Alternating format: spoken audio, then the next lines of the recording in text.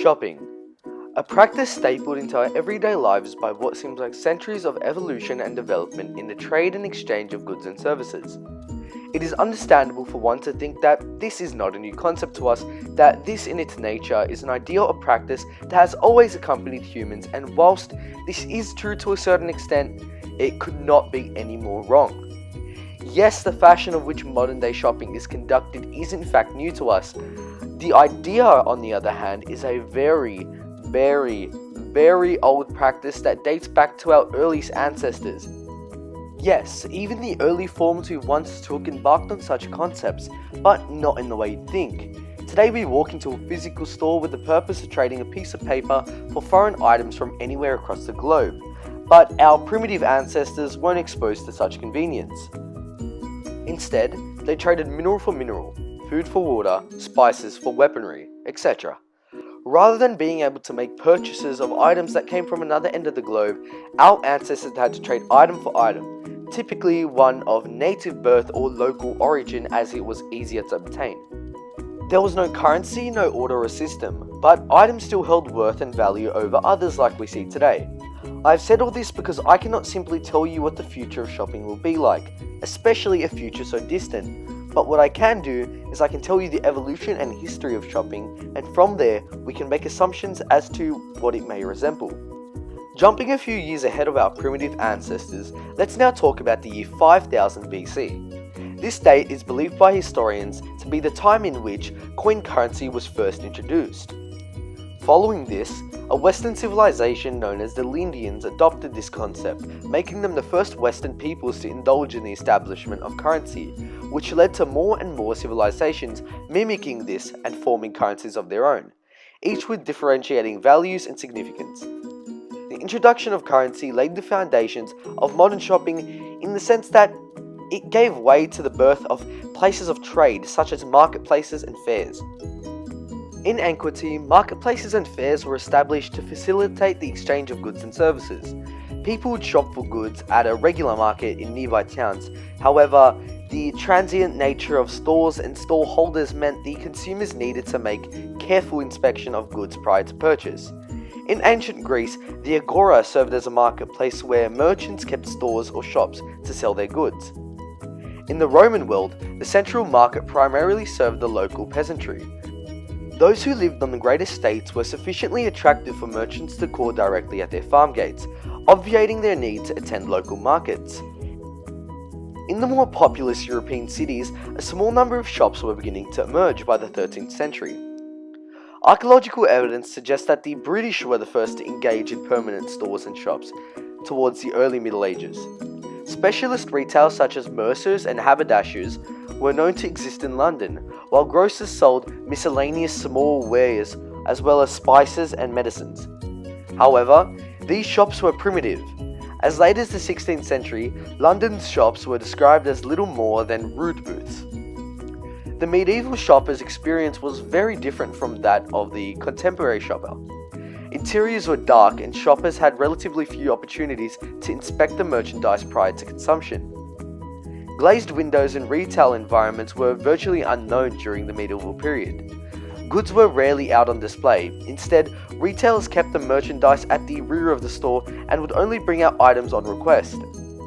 The service counter was virtually unknown, and instead, many stores had openings onto the street from which they served customers. Clearly, our modern perception of shopping differs greatly from those which can be seen throughout history, but we do start to see key resemblance when looking back on the second half of the 19th century. During this time, shops began to transition from single-function stores selling one type of good to the department stores where a large variety of goods were sold. As economic growth, which was fueled by the Industrial Revolution at the turn of the 19th century, steadily expanded, the affluent bourgeois middle class grew in size as well as wealth. This urbanized social group was the catalyst for the emergence of the retail revolution of the period. A larger commercial zone can be found in many cities, more formally called a central business district, but more commonly called downtown in the United States or the high streets in Britain. Shopping hubs or shopping centers are collections of stores. That is a grouping of several businesses in a compact geographical area, and that is by definition.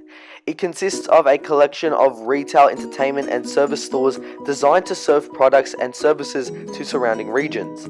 The first modern shopping mall in the US was the Country Club Plaza in Kansas City, which opened in 1922 and since then led to the growth of shopping malls and centers which appeared across the globe.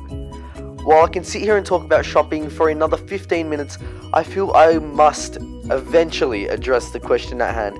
To sum up and to make the next few moments of your life much easier, the stores and shoppings as a whole took the form of what we see today throughout the 20th century as well as the 21st, and further advancements in technology led to more convenience such as counters and self-service we see today. As I have just summed up the history of shopping, you may be asking yourself, well, what's shopping going to be like in 2050? And I have a theory. As seen within the history of shopping stores, shops and stores in general have gone from primitive style trade to large malls that take up entire city blocks. So from usual perspective, shopping has grown to a much larger scale, which served in people's benefits. Don't worry, there is a purpose to this, just bear with me a little bit longer. My theory is that shopping as a whole won't just continue on its set path, but rather turn back. I believe that shopping in all its prominence will actually go back in time. I don't mean that in 2050 you will have to go to a small shack with a pig hoping to trade it for some wheat. But what I am actually getting at is the idea that you won't have to go at all. My theory is that the physical side of shopping will become obsolete. This might seem unreasonable, but it's already happening right in front of your eyes and you don't see it. With the constant development and advancement of technology, convenience is becoming more and more prevalent to more and more people across the globe. We have seen the rise and fall of so many trends that society as a whole thought to be too prominent in our lives to just disappear, and contrary to their beliefs, such trends were either replaced or just became ineffective. One example would be horses. Upon the introduction of